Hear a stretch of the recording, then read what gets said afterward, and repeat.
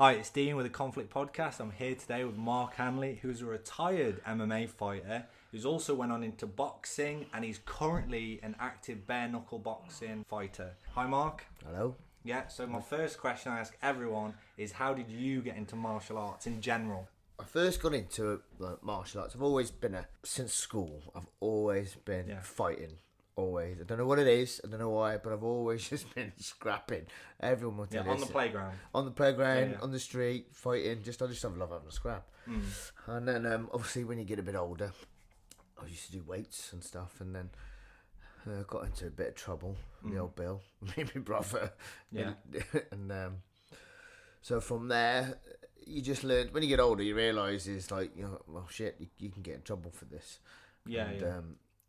So that sort of tapered off. Started doing a little bit of boxing. Stopped doing that. Generally just carried on my weights. And then back in 2005, I was living in Warsaw at the time. I was 15 then. That's mad. Really? There you go. That was when I started. That's crazy. It was UFC, the first Ultimate Fighter. Yeah. Who was the current champion at the time then, if you can remember? Randy Couture. How was he? Randy Couture, because Randy Couture had the belt, didn't he? Yeah. Sure he did. Yeah, because it's Couture against Chocolate Out. Oh, okay. So that would have been like UFC like 29, UFC mate, 30 or something. The first ever Ultimate UFC. Fighter that they did. Yeah. Because they went against each other, you see. And you had like Diego Sanchez on the team and all when he that. was the Nightmare. Yeah, Kenny Florian and all them kind of people. That's what they were training to get in. That's how Jens old it is. Pulver, That's DJ it. Penn, stuff like that. That was the second one. Oh, okay. So, So I started watching that show. We lived in Warsaw, and then we moved to Shrewsbury. And then I googled some gyms, and went to like Rich Cosgrove's. Like, that come up in Oswestry, and just started training there with Rich. So was that your first coach then? He was my first, first time, and it was all new back then. You know what I mean? Because he was come from a kickboxing background. He was doing a bit of grappling, and with Cotterill, Paul Cotterill. No. Oh man, it's back old days. This is CMA martial arts, just not round the corner from Casey's gym. Those units round the back of the archers. Okay. Yeah, going back some years, mate. Yeah, and Feely. That was when I first met Mike Feely. Yeah. But so was Mike doing MMA then? Yes. Okay, that was it. And since then, so your record was 0-0, nothing, never done anything. Nothing. Fresh mate. as, 2005, that was. So how old would have you been then? In 2005, I was 25. Yeah, I started training with Mikey and that, and then there was me, Mikey, Rich Cosgrove, Martin Cosgrove, and a bunch of other lads, and we just started training, and I think we was training for about a good 6 months. And back then there was a competition. I forget what it was called, mate. I think it was called UK MMA League or something like that. There was two. There was I was just about to ask you, what was the scene like back then? So, for example, like when I was 15, I always liked martial arts and stuff when I was younger because I always liked like kung fu movies and stuff like that, and like fighting anime and stuff like that. Like I always liked fighting martial arts comic books. I always liked stuff like that. But I knew what karate was and stuff like that, but I had no idea what grappling was. I had no idea what mixed martial arts was, or even like cage fighting, so to say. What was it like trying to even get a fight then? Like, was was the UK MMA League the only one, or was there other promotions? There's a UK MMA League, and I cannot remember the name of the other one. And the first one, this was Hereford. You had to pay to fight. It was amateur. I remember Hereford doing some. Was it like gloves and shin pads? Gloves, shin pads, no headshot. Because it was going on for a while. They stopped that for a while, but I remember it was still going on. It was called like.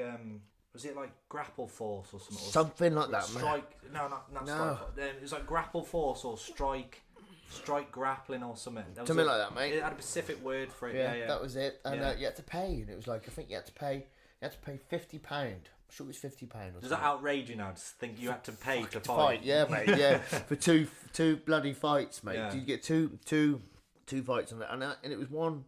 If I remember right, it was one round. Or was it two? No, 2 rounds. One, and then like obviously the winner of that, it was a point system in the league, so he's in the league. So I started doing that. I come top of the league. First time I'm doing it, I come top of the league, and I was like, fucking hell, I'm alright this. So we went to the finals. There was a lad there called, you might know him, Little Andy Rose. Sounds familiar. Little Andy Rose, he's just from around here, and he was with, he was training under Christ, what's his name? Birmingham Jiu-Jitsu. 10th Planet. Oh, Mick Broster. Yeah, Oh, he okay, was training with the Broster, like, and Yeah. they were coming in, and that's the first time I've ever met Mick, like. So yeah, there was those two together, and I come and I trained, and I was with another lad. Now, bearing in mind, it was a bit of a me and the missus had a rave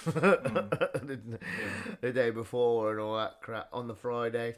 And I'd been out in the piss and all, you know what I mean? And So you were just very casual with MMA back then. then? Yeah. And I didn't really train that hard for it, mate, either, at all. And I went to the finals, and I got my ass handed to me, like, in the finals. Yeah. And Andy Rose, he come and he won it. He won. There was 4 of us left in the finals, and this one lad, he handed my ass to me, mate. And like all my family come over to watch it and all that. It was like, yeah, he's Mark's in the final. Blah, blah. I looked like a twat. But and then from that, I was like, oh, fuck this. So then, like, we just trained. And me and Mikey, we used to go over to Warsaw then and train at Gracie Bar Hall over there. Who was the head coach at that gym at the time? Oh, I can't remember his name. Dark-haired fella. What's his name? Because Braulio was in the Birmingham one. Yeah, it was one of Braulio. It was a Braulio Steamer gym. Neil Simkin? No, not Simkin. It was the other one up there. Not Simkin. Simkin was down there, and it was Eclipse, was it? So. Oh, I heard of Eclipse. Didn't they have a Muay Thai team as well? Oh, I'm not sure. Because I remember my mate Luke. I remember him talking about the Eclipse boys. Eclipse Martial Arts, it was. Yeah, I'm sure they had a Muay Thai team as well. Because I have heard about that name during the Muay Thai. Beautiful little gym, cracking gym, and it was good. It was brilliant. I'm guessing they were like a MMA, like they did everything. Yeah, Do you know what I mean? Like some lads are just doing Muay Thai, some lads are just doing grappling, blah blah blah blah. Yeah, that was what it was like. So we was training on there with Steve. We trained there for a bit, and then the MMA league come up as well. So I was competing in that. I did quite well in that as well, the MMA league. And then from that, I was like, because there's no head strikes, you see. So I was like, I want to have a little. I'm fed up of paying to fight. So I want to have a go. They called it semi-pro back then. That's how long ago it was. And I fought a lad in. Was it the first one was either Stoke or Albertillery or whatever. And I fought Chris Edwards. You know, the pro fighter was Chris Edwards. Yeah. I thought it was only like 16 at the time, and they were there and we were prepping and we come out for the fight. And come out and I was nervous as shit. It's like my first bloody, headshots and all that. Right? Come out and let my hands down. First thing he threw was a head kick. Boom. Boom, out, and he was hammering the shit out of me, and I was like, whoa, what is this? This is a fight. You just go to survival mode. Yeah. And I was just trying to grapple and survive, and and that was that. And then like the second round come out, and I was like, fuck this. I ain't dancing with this kid. He's hammering me, like. Just took him down, guillotined him, sound 1 point for that. And that was my first proper taste of like, this is a fight. Like this is. Is that when you realise like you need to be more well-rounded? Oh, mega, absolutely, yeah. Because he was trained. He was out of what's his name's gym? Jack Shaw, not Jack Shaw. Jack Shaw's dad. Do you know his dad? You know Shaw MMA. Jack Shaw's in the UFC. What's his dad's name? Oh, lovely fellas, like. Anyway, he's from their gym, and they're legit gym, mate. And I was like, fuck, well, I've just beat him, so you know your level then. Do you know what I mean? Yeah. So carried on from that, and then I fought a guy semi-pro in Stoke from Ross Poynton's gym. Nice lad again. I hammered him, semi-pro, and from then after that, they come up with there was MMA scene, all these, because there's all these different promotions back then, MMA promotions. Is this when MMA started to pick up? It was picking up massively in the country. Yeah. And you had like, you had Affliction. You had the one down in London, Cage Rage. I remember Affliction. And then you had there was FX. Yeah. And them. There was them, and there was another one. There's a few good ones anyway. They all were coming together to do. I'm sure Cage Warriors was pretty new. Yes, back then as well. Because Ian Dean was still there working for them. I'm sure Ian Dean was doing them because they all come together. Then Mark Goddard as well, his one he had in Birmingham. Yeah. And they all come together then to do like this one league for the elite. You know what I mean? So all these little shows had the best. Yeah. Anyway, it never worked out. That didn't, like, and that's how I got on to know Ian Dean, and then I got on to know what's his name, the geezer from FX3. Legit bloody fighter. Got his name. Anyway, so I got invited to fight down there against that Giorgio Andros. My pro debut, and he's a legit fighter, Giorgio, like. And again, I trained my ass off for that fight, and mate, it was a world. It was just when the actual fight happened, come out, bam, bam, bam, bam, bam, and he was a wrestler. brilliant wrestler, and like London Shoot Fighters, one of their boys. Yeah, because back then it was like, now everyone's very well rounded. Everyone is, but back then that was when it was kind of like, oh, it's a striker versus a wrestler. It's a grappler versus. It was when it was very. Everyone was a bit more 2-dimensional. Yeah, and it was only like, say, I think Wall Slayer. That was the North's gym, and then down there it was London Shoot. Birmingham was the Gracie one, but those were the best. They were the best gyms basically in the country. I remember Wolf Slayer back in the day. Like, it was like, and it wasn't it known for like Rampage going there? Or That's it. That's it. Dan Yeah, Hardy and stuff that's like it. that. Hardy and Rampage. Oh, what was the one in Nottingham? Roughhouse. Yeah, that's the one. Yeah, So yeah. you get Pearson and all that. Yeah. That's when the Ultimate Fighter, like the TV show, like the Big Brother thing. That's when that was like really big. Because that's when that's probably about the time I started just watching that, and I was just watching it for fun. Yeah. Do you know what I mean? But that was like, that was when it was coming alive, the scene then, and it did. All of a sudden, it just shot up, right? And I thought, so I fought him. Georgia got my ass handed to me. Yeah. Dislocated my shoulder in the fight, and that put me out for about a year and a half, and then sort of carried on, tried to baby it, get through it, and then I fought down on a Shock and Awe in Portsmouth against. I remember that show. I remember seeing a poster for it in. What's his name? In Steve's gym. Yeah, probably that'll be it. Yeah, I remember seeing it. Yeah. So went down there again. Didn't train that hard for it. Thought I'd just grapple him. He's a striker. Again, kick my ass. You know what I mean? Yeah. And then after that, I was like, fucking, I've got to sort this shit out. Like, you can't just coast for a fight. You know, rely on your grappling or whatever. You need to have it all. Yeah. And then we went from there really, and then I was just training for fights. And like, my record's shit. I think I'm 5-11, 5 wins, 11 losses. But apart from 3.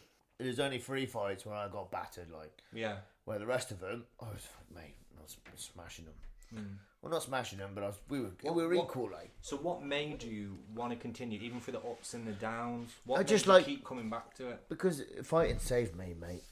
I would have been I was an idiot, you know what I mean? Going out, getting wrecked and all that all the time on the weekends, and going out Friday, coming on Sunday, and the missus going mad, and. So that's where fighting. It's 5. You know, it separates from the men's from the boys. Like when you start actually training them. It's also the people you're hanging out with. So, like for example, like the people you hang out with on a weekend compared to the people you train with. Yeah, different animals. 2 different things. Yeah, different animals. Yeah, you go from people who drink to people who don't drink, don't smoke, don't do anything. They just want to train. Yeah. Yeah, and you meet some good people. You meet some dicks. Yeah. As well, right? I met a lot of dicks on the way. Yeah, but if you don't do martial arts for the politics, what do you do it for? Yeah, exactly. Yeah, it is, isn't it? Like you're just arguing about politics. Shit. Yeah. Bollocks. About heel hooks. Yeah. Gi versus no gi, stuff like that. Yeah, rubbish. Right? You can't know. Yeah. But so from what year do you reckon that we were at now in your head? Oh mate, we've got to be a year, because what happened then? Training with Titan's Gym in Monkmore. I was training there, but it was just me and Mikey doing the grappling, and on Ash Evans Muay Thai. He was Muay Thai coach. Yeah. He was saying he's a really good coach. He's brilliant coach, mate. Really sound good, lad, good friend of mine. Like, and so I'm training there, and again I wasn't preparing for fights. Oh no, sorry, that was leading up to the Shock and Awe fight. That was. Oh, yeah, okay. Yeah, that was after. And then I was training also, but I was doing bits with Casey as well. And Casey's gym, brilliant, saying. But it was always grappling. In the gi. Yeah. And no gi, but just I needed to be at a gym, an MMA gym. So I left there and I went to Spartan over that. So then went to Spartan. And that's is that when you first met Dougie Warman? Yes. Yeah. So this is the first time you and Dougie becoming friends. Yeah. And Dougie was do you know how it started? How it started, right? I fought on Titan's show and I smashed his lad, and then Danny Suter. Do you know Suter? I remember Danny, yeah. And then he was like this up and coming fighter from Shrewsbury, and then he put something on on Facebook, all kicked off, and it kicked off major, people like that, and I was just like, mate, shut your mouth, blah blah blah, and it's like, you know, there's a bit of back and forth, and I was like, mate, if you want to fucking have it, we'll have it, like, I'll meet you, you know what I mean, all that bullshit. And in the end I just said to him, I was like, look mate, I went, how about we just train together? He goes, what, come down the gym. And then we got down the gym, we trained together, we beat the shit out of each other, and we've become best fucking mates ever since. You just clicked straight away? Yeah, clicked straight away with him, like. Yeah. It was just like 2 animals, you know what I mean, coming together, and it was like iron sharpens iron, mate. Yeah. And he was like one of my best sparring partners, because he would like fucking just you'd have a war with him. You're just both on the same page. Yeah, About what yeah. you both wanted to achieve at that Yeah, exactly. time. We both wanted to be good. We both wanted to become good. We both had a bit of a shit, sort of come from a bit of a shit background, hanging around with dickheads and stuff. Yeah. I'm not all dickheads, don't get me wrong, I'm a dickhead. Your you need to get away from... agenda's changed. Yeah. Okay. Yeah, just get away from situations and stuff, that bad influences. So, yeah, so that was a difference. And what was Dougie's main... he was an all-round coach. Yeah, like, what was his style like? Yeah, it was an MMA style. That was his good thing. He was an MMA. He was a good coach, though. Yeah. He was good. Yeah, and we become friends, and you could see, even like I had some, you could see the difference when I was under Spartan. Difference an athlete I become. I become an athlete. That was when I was an athlete. Like whereas before I was just doing it as a hobby, and it was just like we were just training every day. Every day, and we trained. To be fair, we trained too much. We used to train like 2-3 hours every day. Come Friday for shuttle tanking and sparring, you're fucked. You know what I mean, we crying and all sorts. But then you learn from that, and we got on that part of history. You learn from it, and because I reckon that probably would have been about the time that you first ever met me. Yeah, because I remember my friend Nicky Bradley. Yeah, he was training at Spartan, and I had a friend named Matt Lucas, not the guy for Little Britain. It's just another dude. But Matt, my friend Matty, was like, he goes, "Oh, you've got to come down to Spartan." There's a guy named, he goes, "There's a guy named Casey doing the jiu-jitsu." Because at the time, I was doing Muay Thai, and I was only just getting into jiu-jitsu. Yeah. And I didn't even know. Was you doing it with Stevie? Steve Broom, I was doing Muay Thai with. Yeah, Steve Broom and Dean James at the time. Oh, Dean's a beast, isn't he? And I thought, I'll go down with Matt, and I didn't even know you had belts or a gi in jiu-jitsu. I didn't even know. Like I was that fresh to it. Brand new. So I went down to Spartan because Casey was teaching some small classes there, and that's the first time I met him. And then I met you, and I just got absolutely thrashed. But I had a really good time though. Yeah, it's good though, isn't it? I met a lot of good people. I know you were always the one who was dead very chatty. You just verbal about everything all the time. And you just didn't care about nothing. You just say how it is. That's a good trait in you though. You still like that now. You'll say exactly how you gets feel. me in trouble sometimes though, dude. No, but it's good though. It's good. You've got to say how it is, and you've got to be straight with people. But yeah, I remember, and that's when I first met John Tunnicliffe. Loads of people. There's so many names like that I still see now. Like obviously they're part of SBG now, and they train there. Yeah. So when I first met you, you were about to fight on Cage Control. Did Dougie run that show? Yes. Yeah. Dougie ran that show. Yeah, and it was in the Bottle Market and a few other places and stuff like that. But yeah, I remember going with Nicky to watch a Cage Control, and that was kind of like my first. Did you go to the one? Did you go to the big one? The one in the Sports Village. The one with the right end and all that. Yeah, that's the one. That's my first ever MMA show ever. Really? Ever, yeah.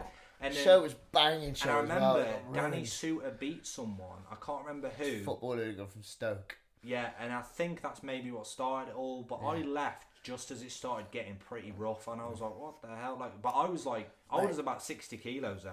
I was fighting a lad, right, James McAllister from up Scotland. Nice lad, brilliant fighter. Yeah. I was all geared up, ready to fight, and I don't know about you, but when you're prepping for a fight and all that, you got all the nervous energy and all that. I struggled to make the weight, as per usual. And what weight was you then? I was walking around it.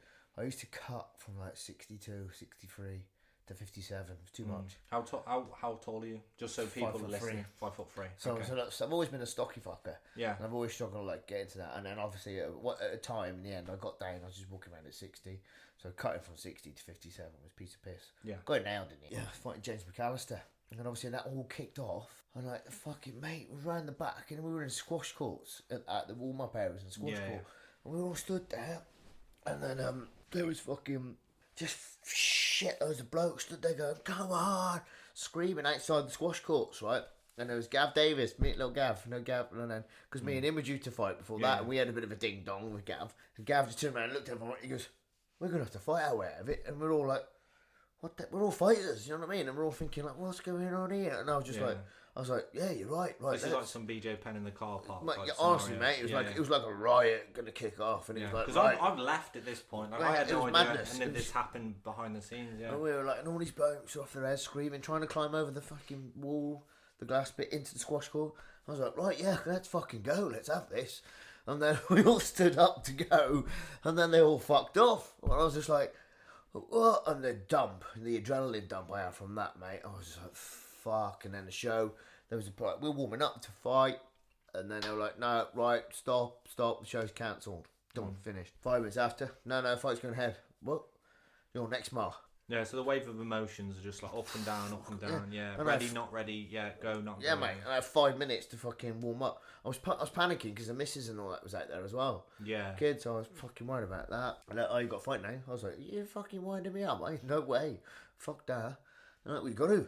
I was like, well, no, not us. Anyway, went in for the fight. Got in, got fucking dosed, choked down straight away, like put to sleep, mate. I was like, fuck, I should never have been in there, like. Should never have done it. Yeah. You know what I mean? Like, you should have just cancelled the show. Should have just cancelled it, mate. Yeah. It's like sometimes, like I said to you, like the littlest of things will make your head go before a fight. You know, like next door's cat fucking dying. You know what I mean? The emotion of it can fuck your head up sometimes. You know what I mean? Gives you the wobble. I'd always say, didn't you fight on cage control? Yeah. I stepped in. You would have been training long, did you?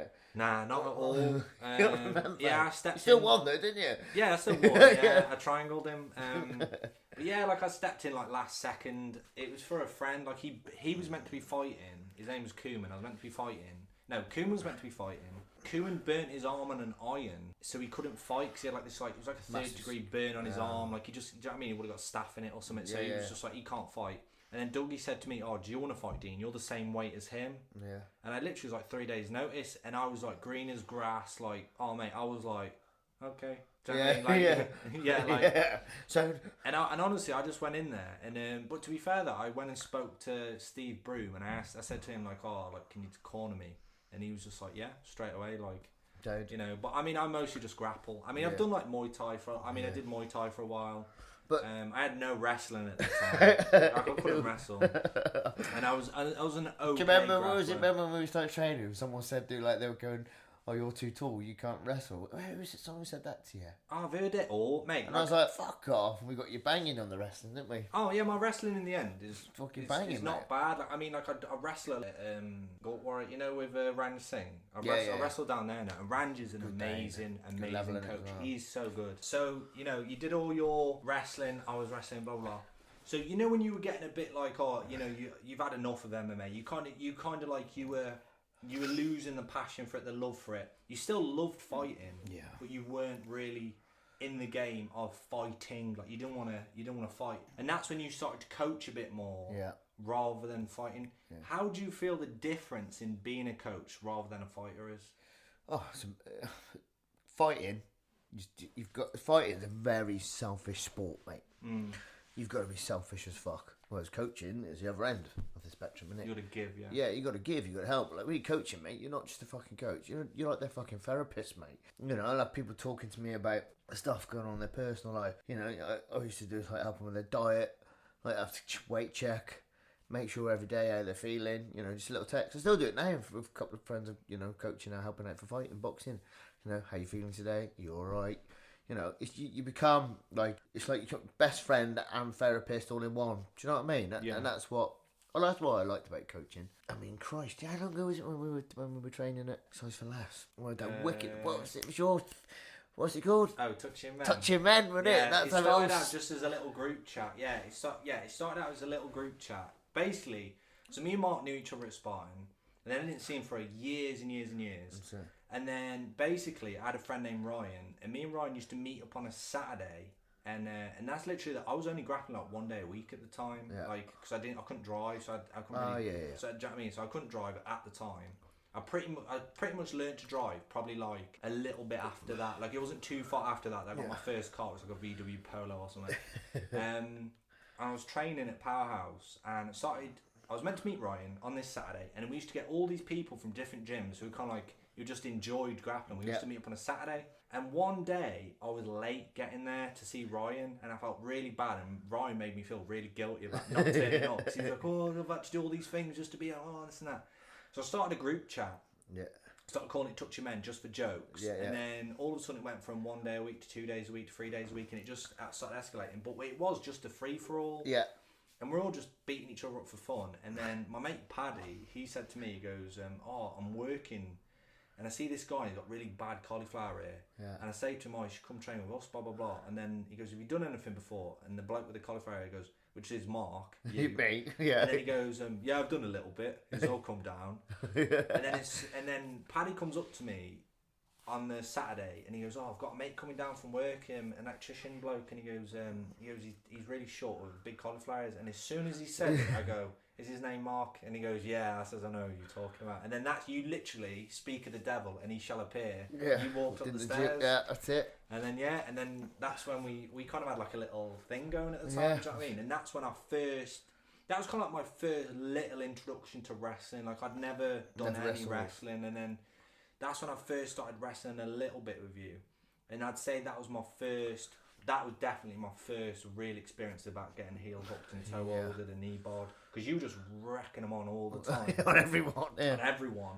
And at the time, I mean, I liked them because my favourite scrappers at that time was Craig Jones, Eddie Cummins. That's when they were like coming up with it. Well, that's when it was like really new. Yeah. And Gary Tonnen and that, they're all in these sub matches, and it was just so big. And then that's when I was like, "Oh," gave a foot to. And I just thought like, I've got to learn this. Yeah. Like I have to. And you fucking did that, didn't you? And I did. And quit. And I just. Do you remember Ryan? Though Ryan used to be shit scared of us, didn't he? Who's that? Big Ryan. Oh, Big Ryan. Yeah. As soon as you heel hook him, he'd be like, "Fuck off." Yeah, he used to hate him. There was a lot of people hating him, but I mean, now it's literally part and parcel of the sport. Of course it is. But then it was like. Do you know what gets me wrong? New. People used to argue about it. And I'm like, hold up. You're all right with me trying to snap your arm. You're all right with me trying to bend your knee or pull your fucking head off. But if I try and twist your fucking ankle, you get upset about it. It's like, mate, tap. I mean, I agree. I mean, I think obviously there needs to be like a level of care involved. Of course, obviously. And I think you don't jump with them and shit like that. Yeah, and I agree with that. But it's also like when you wrestle with someone, like, and say someone's like, say you've got some. You've got to have also a degree of, like you said, the control, but you've got to have the knowledge. Yeah. You've got to understand. So like, say you wrestle with someone and he just suplexes you on your head. Well, then he's a dick. Yeah, he's a cunt. Do you know what I mean? And it's the same with someone who's going to heel hook you. If they're going to heel hook you, like, you're going to get hurt. When you put a heel hook on, we put it on and then you hold it, don't you? Yeah. You like baby it and you're looking at them just to gauge it, like, yeah. That's how you do it. So. And I think, and I mean, definitely up my game, and that's when I started studying that a lot more. But I think that's how you change my jiu-jitsu at that time. I focused more, and then that's when I started going to Ranji's place to start. Because you was pure wrestler then, because I wanted to really learn. Because it's kind of like you have to go to where the best guys are. It's like you said, like how you went to you changed gyms and went to here and there. Yeah. To make you better. I used to travel all over the country, mate. Like Dean James.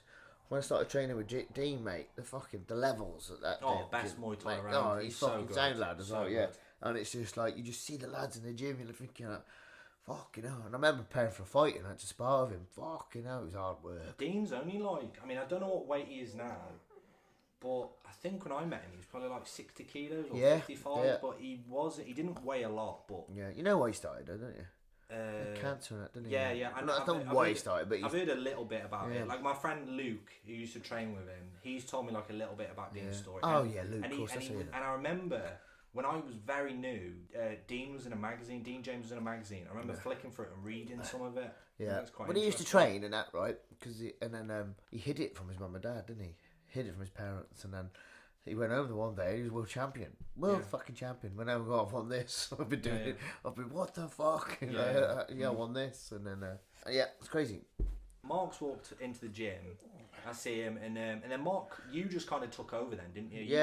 You kind of just become unofficially Touching Men's coach of just this Saturday session. It was weird, wasn't it? And then it became a Wednesday session or a Tuesday session, and then and then people started fighting under you and stuff like that, and it kind of just like went from there. But then we had the downfall, didn't we? When I split up with the missus, and then I went off the rails, and then it went tits up, didn't it? But I tell you what, it was good while it lasted. Oh, it was brilliant, mate. But everyone's still dead close, so do you know what I mean? It definitely made my jiu-jitsu better. Wicked gym though, wasn't it? And everyone was like, "What's the name?" We go touch him, man. Yeah, or just TM crew, wasn't it? That's how we come up. But it was good though. It was good. And we've taken up because remember what's the show? Wolverhampton. Yeah. Golden Ticket. Yeah, because our lads were just they were just fucking running through people, weren't they? On there, like, it was good. It was good. Good old days. So, but also when you first walked in, the thing I noticed is you'd gone up a weight category. You were a lot heavier then. I mean, when you first met me, I was probably like 60 kilos. Yeah. And then when you see me again, I was probably like 67. So I probably hadn't gone up by much. I was still pretty scrawny. But you probably used to walk around at like 4. See, like I said, going back to 4, it was always when I don't diet, I go fucking quite big anyway. But then, because I used to fight at 57, I'd always make sure, like, in the end, when I got the cutting down properly, I'd be walking around at 60, like.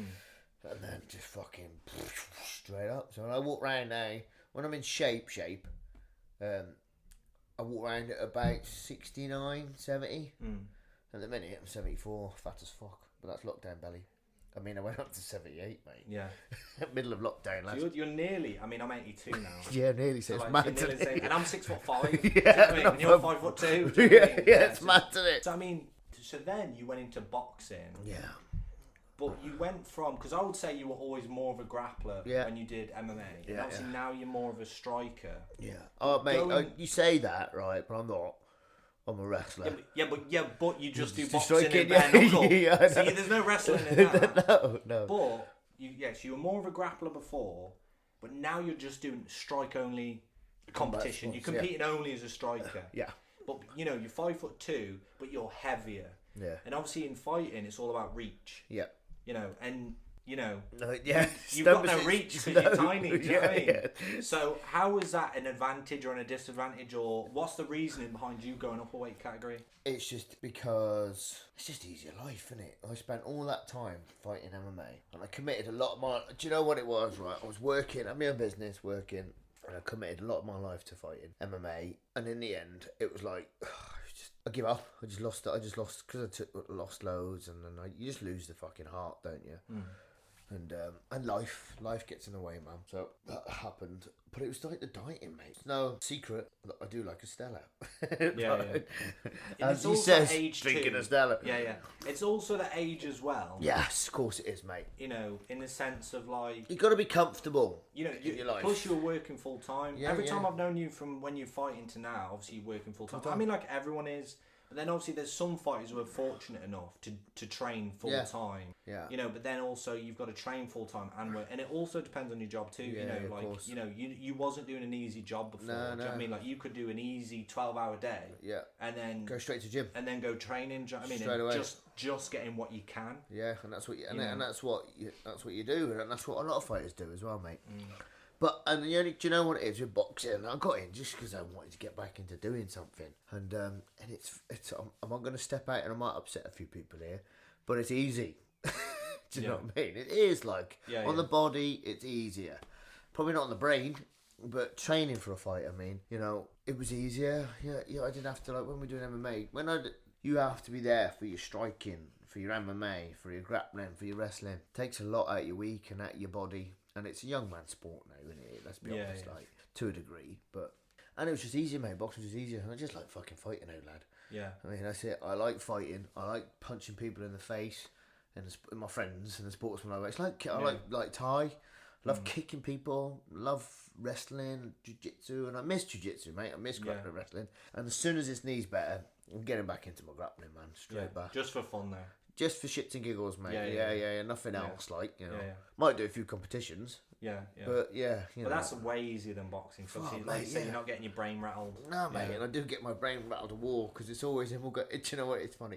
I always, back in the day for Spartans and all that, we always go in and I'd always, when I was coaching, I'd go, right, let's just go light sparring. Nah, full ball. Bam, bam, bam, bam, bam. And like you say, with my body type and size, I've got to be fit, fast, in and out, and it's like a bully style of fighting. I'm in and out, bop, bop, slip bang, bop, bop, bop, bop, bop, and that's how I have to fight because I've got to get in and inside and get out the way. Do you know what I mean? And that's and I love it. I love that style, Tyson-esque style. Like Tyson was tiny if it's ever that peekaboo style.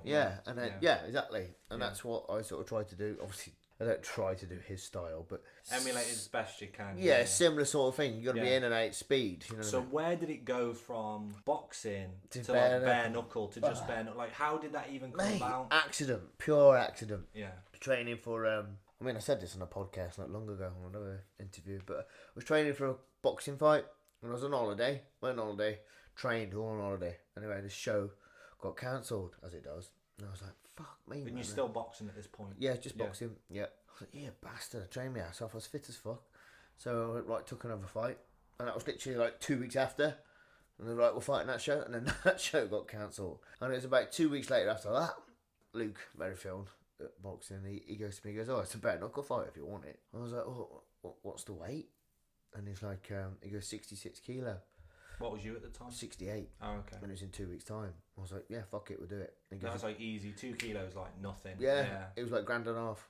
I was Yeah, like, yeah. "What the? No, sorry, 750 quid." He goes, I went, "Fucking hell, yeah." Was that your biggest purse at that time? Yeah, fighting, yeah. And that's not even including ticket sales. No, it's not. Well, apart from Cage Warriors. Cage Warriors paid a lot more, but Yeah. no, my biggest pay was Cage Warriors MMA fighting for them. But then obviously boxing and that, because when you do MMA, you only used to get like, it was varied from like 350 to 550. And the boxing, they went like 750, 6 minutes, mate.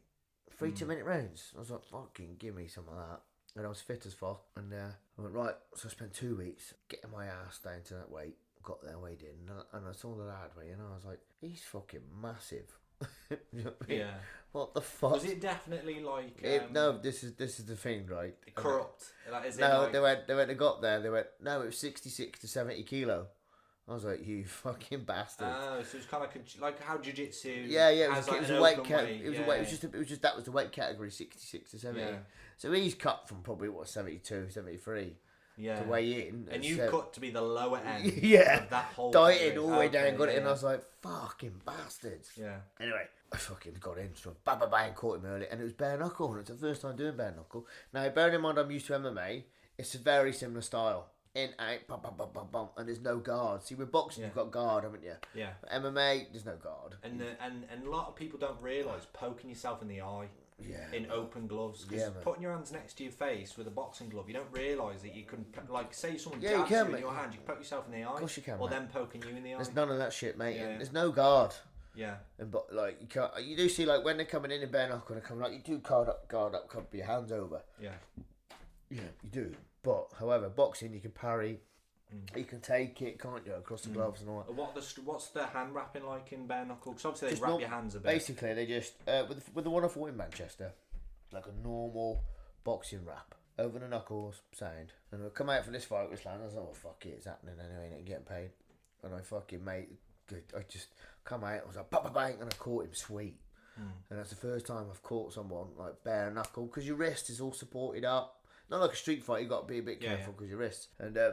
And so it was all like wrapped up, and I was throwing some punches. Everything landed, and mate, I could just see on his face because it dropped. I was like left, right over the hand, and then I was left body, and I just see his face go drop like, and then I caught him something, and then I had to run at him. So bang, bang, bang, and I got a flash knockout on him because he just dropped like a sack of shit.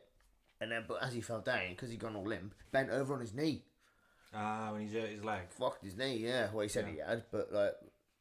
And he couldn't get it, mate. It was over his knee. He just didn't want any more, mate. He just got fucking. He got tagged. Do you know, when you've hit someone? Yeah. And I hit him hard and fast. And he's gone all like zombified. Yeah, mate. He just didn't want any more. Yeah. Which is fair enough because I hit him. Anyway, so then I won that, and I was like, fucking. I thought, oh baby, that's give me that fire back inside you. Yeah, belly, that passion for martial arts. Yeah. And then it went from there. And everything I got when I fought on BKB. Again, walked down with that fucking sausage cunt. What's his name? Deacon. Yeah.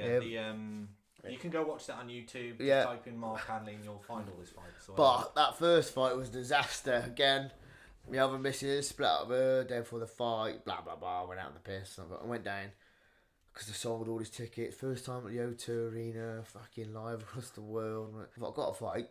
I mean, went down to fucking steaming, mate.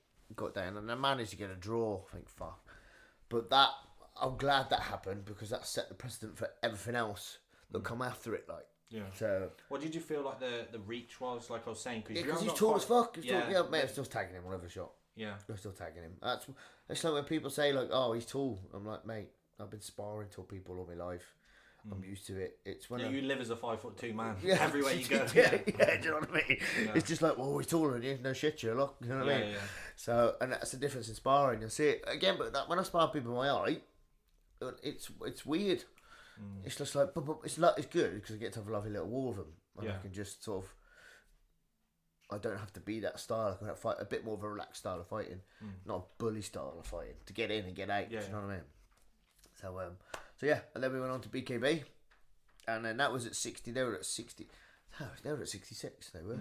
So I dropped from like, when I was doing amateur MMA, it was 66, 70 to 66, and then I went to 61, 57, 53 twice. Just didn't make the 53. That was just over. Yeah.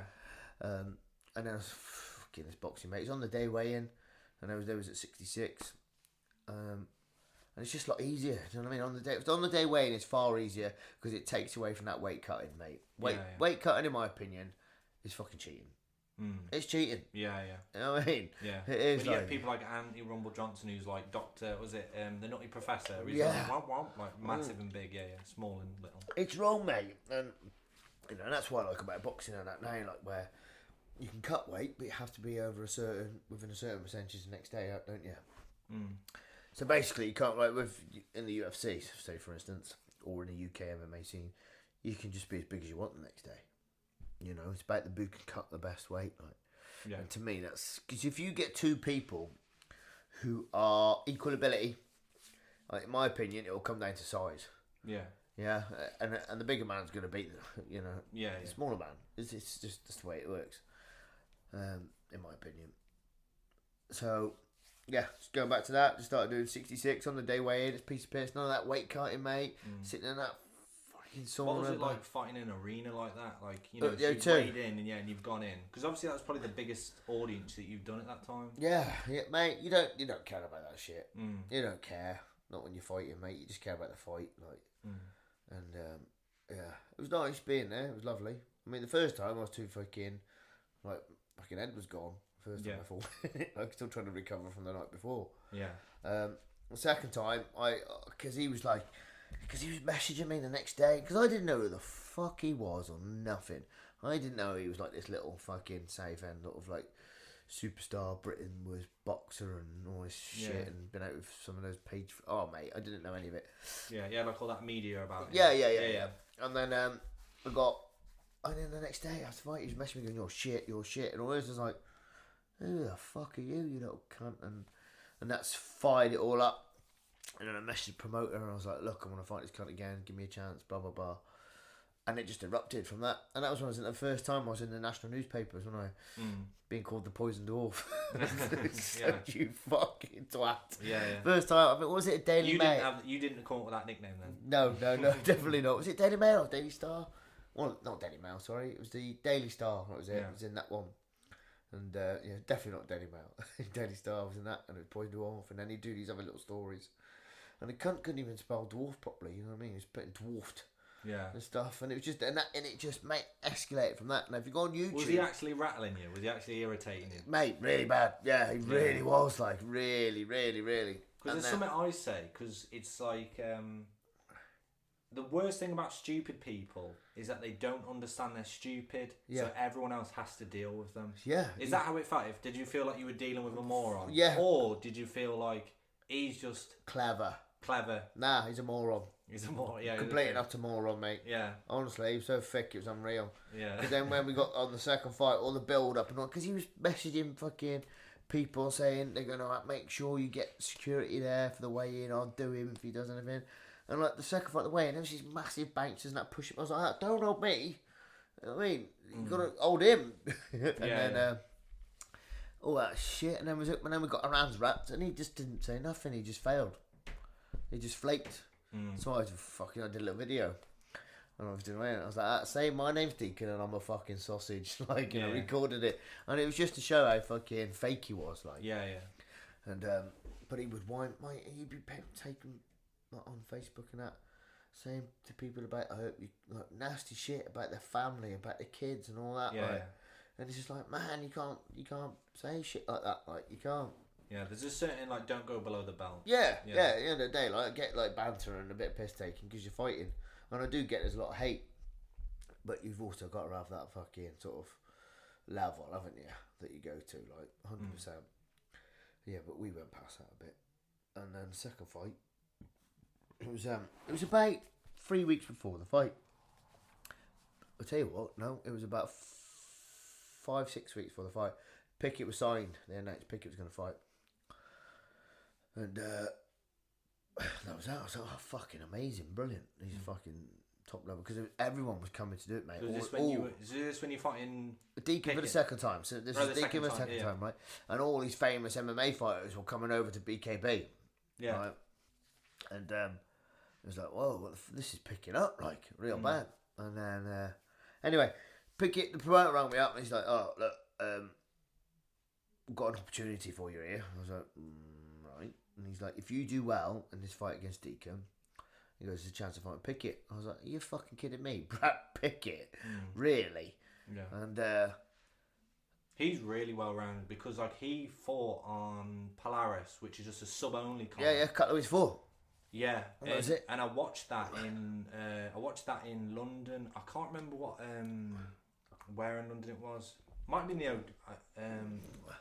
don't quote me on it. It might be like the O2 or something, but I can't remember where it was. But it was some sort of It was an arena show, wasn't it? A little arena. Nah, it was almost like on a stage. Yeah, I think it was. But it was at Polaris. But he did fairly well. He fought Reedy, didn't he? But he Paul did. Reed. I can't remember. It's too long ago. It was a grappling competition, but he fought Paul Reed years ago in Cage Rage. But he did really well. Fucking like considering, because I just thought I was just an MMA guy, but he kept up with all like the current, like all the current jiu-jitsu stuff. Yeah, all the new shit. Because the jiu-jitsu meta changes so much. Like there'll be like a new Kimura invented, and then everyone's getting tapped up by the new Kimura. Della Riva bullshit. Yeah, and then there'll be a new guard that no one's. And if you're not savvy to all this new stuff, then you're just gonna get rinsed by it. But he did really well. Yeah. Yeah. So anyway, so then they said to me, "Oh look." He goes, somebody was supposed to fight him, some ex-serviceman. Because Pickett been out for years and all this kind of shit. And then he got offered. He goes, I've offered 4 people to fight. They've turned it down. And I said to him, I was like, look, Jim. I went, yes. I want to say yes. But let me have a think about it. And he's like, okay. And about 10 minutes later, I went, fuck it, yeah, I'll do it. Right. Yeah. I went, only if I win. And I win convincingly, you know what I mean? And I knew I was going to, but that was my conditions on it, you know what I mean? Yeah, yeah. And so this is if you beat Deacon convincingly, then I can fight Pickett, and I knew about this before the fight. So I smashed fucking Deacon. But I got there, but I didn't know Pickett was fucking there at the fight. I knew he was there, but when I was there talking to him, I think he knew. I think he already knew that I'd been picked, like. Yeah, yeah. I think. I'm wrong. Anyway, so I smashed fucking Deacon to bits, and then that was that, and yada yada yada. And then we went from there, and I went on to fight Pickett. Now, I broke my fucking 2 knuckles in that hand, and a knuckle in that hand against Deacon. And I was fucking training, mate, with broken knuckles for weeks, and it was fucking agony. But I was, you know what I mean? I was prepared mentally for the fight. Everything, sound. I wanted it, you know what I mean? And then, come on the fight day, because everyone was saying, oh, no, you fucking... yeah, I was nervous as fuck, because it was Brad and all that. But then... Mate, he hit me. Oh no, we watched his fights, we studied his fights. And he always comes in, always coming in. And we trained the fucking right uppercut straight away. Bam, bam, like fast. Because he comes in onto it. Right. Yeah. Trained it like fuck. And you can see the fighter threw it and I missed him by a fucking whisker, mate. And he caught, and then he landed that left hook. And he landed it, the first thing he hit me in the face. And I think I threw a jab, I think it was. And then he hit me like a just an uppercut. Got me that. I was like, fuck, right down. And I went to throw the uppercut. He threw a fucking hook and he hit me just behind the ear. And you can see on the fight, there's a little split second delay. I was like, timber. He hit me hard, mate. Square. Bang. Was that the first time you've been knocked out that bad? Yeah. I went 8 out at that point, but I was fucking like, whoa. Because you get a 20-second count in bare knuckle. So I was down, and I got up, and I walked over to my corner a bit, and I was like, oh, fuck, I'm fucking... rattled. Yeah, he rattled like, and then he come out again, and he just caught me on the nose, and then and I went down again. I was like, fuck, and as I was down, mate, it was warm blood, you could feel the warmth coming out, and it was just pouring at my nose, and I was just like, I'm fucked. My head's fucking gone, my nose is fucked, and it was just like big thick red shit coming out as well, mate, and I was just like fucking, I punched the floor. I was like, I fucking got it, man, fucked. And then that's when it all fucking wrapped, and it was fuck, mate. So would you fight Pickett again? What, would I fight him again? Nah. No. No. No. No, mate. No. You know, you've got to know your levels, mate. And at the time, I was just like fucking... Eager. Yes. Yeah, eager and wanted it. And you know what I mean? Fucking hell, no. No. He's the best in the world for So a you're reason, still mate. actively fighting? I'm training. I got offered a fight a couple of weeks ago. BKB. Yeah, bare knuckle again. Who Yeah. is it? I got offered it. I'm not going to say. Because Okay. obviously the shows have been all put back, haven't they? Okay. I had to decline it because my knee's fucked. Yeah. And I just couldn't. I need to get that. I can't get down to the weight because I need to run. I need to get my cardio up from running. I'm still sparring that with my friend, but then my knee hurts for a few days after, for a couple of days. It hurts all the time, but it's a lot better than what it was. That's why since it's better, I'm coming back to grappling. And I wanted it. Do you know what I mean? Even when he offered it me, I was just like, fuck. And it was against a guy. He didn't say who the guy was at the time, and you've always got to be wary of that, because I'm not one of these guys that will say yes, find out who it is, and then flap it. Yeah. You Like know if what I you mean? said yes, you'll do it. Yeah, yes or no. Yeah. That's it. Yeah, Like, you all want the to way fight through. or you fucking don't. That's the weight. You want to fight him, right? And I thought, I'm not going to ask who it is because I don't want to know. You know what I mean? It's either yes or no. And so I said no. And then it turns out the guy that he was fighting, I'm thinking, mate, I think I'd fucking hammer him. Like, you know what I mean? But it is what it is. And then the fucking shows got put back as well. Yeah, because of COVID. Yeah, about a week later, because Dick Fat Cunt Morris bloody put everything back. I was thinking, fuck me, I could have had another fucking 6 weeks to prep for this, like. But again, it's just, everything happens for a reason. My knee's not right. I'm 41. I've still got a couple more in me, Dino. Yeah. You know what I mean? So at 41, why do you still want to fight? Because I like fighting. I love it. Love fighting. I don't know what it is. It's weird. I've done it for years, since I was a kid. It's the buzz of it, mate. Losing shit. Everyone hates fucking losing.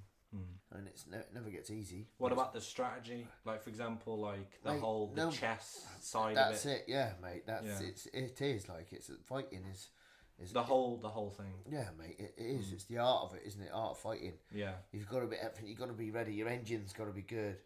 You know, your tools have got to be good. You've got to be ready to go. It's the mental prep. So when do you think enough's enough and you're like, I've got to switch this off now? Soon, because my fucking brain is like, I know the stuff I forget, mate. I forget shit all the time, and yeah. So it's soon.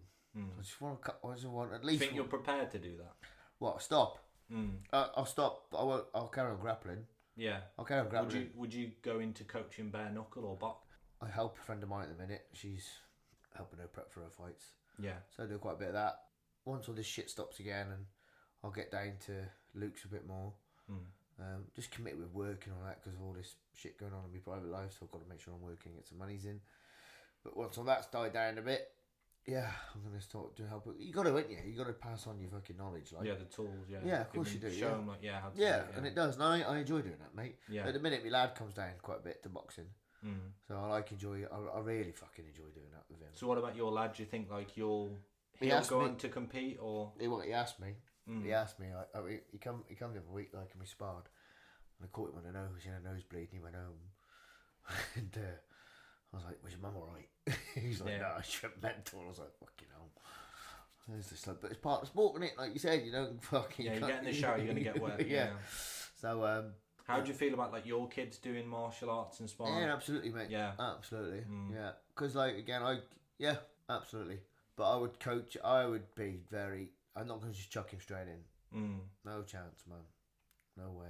Yeah, from all your previous experiences. Yeah. He's got to be.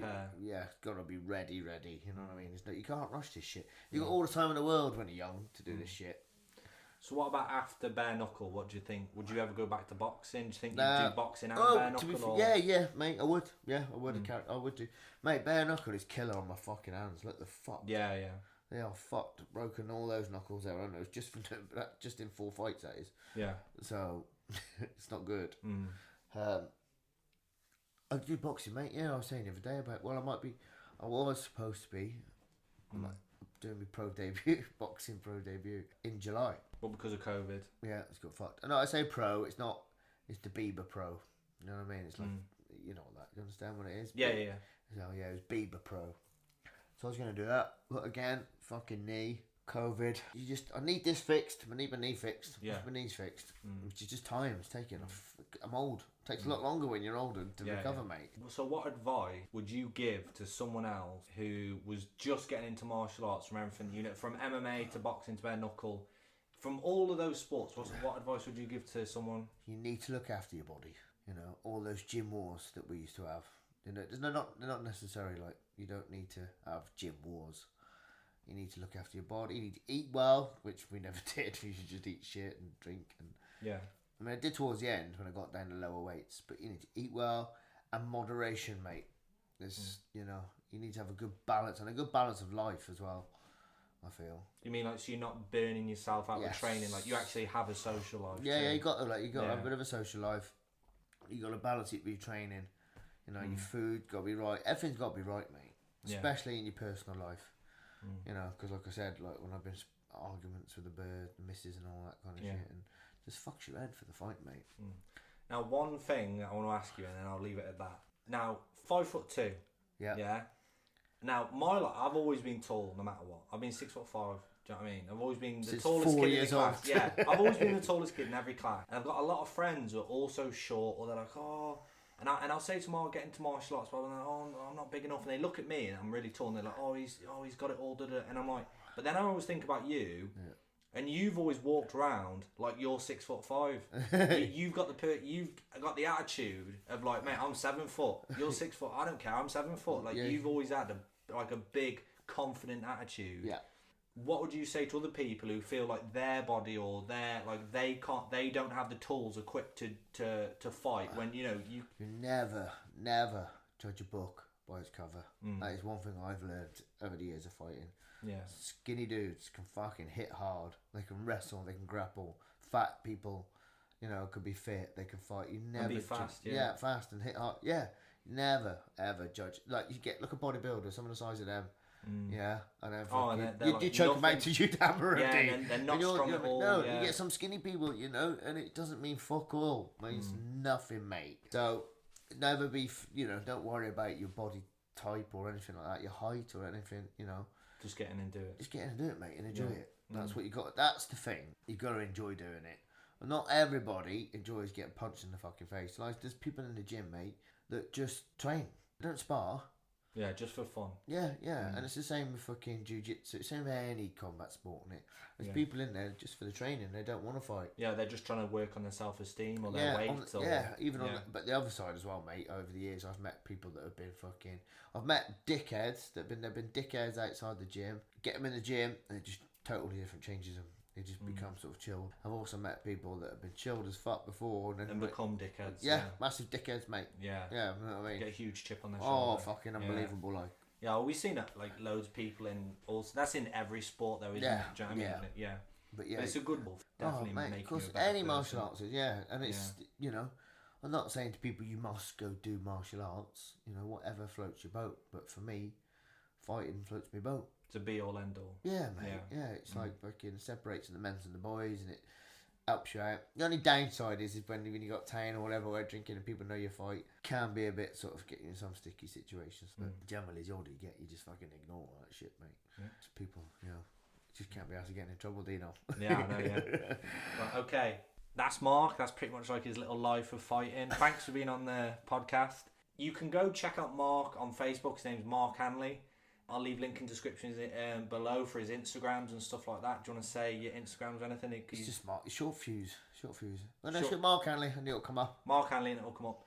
I'll leave all of the information in the descriptions on my YouTube below. If you're on if you're listening to this on Castbox, just go over to the conflict_project on Instagram, and I'll tag and put some information about Mark if you want to find it, if you want to get him for promotions or anything like that. Yeah. And stuff like that. But yeah.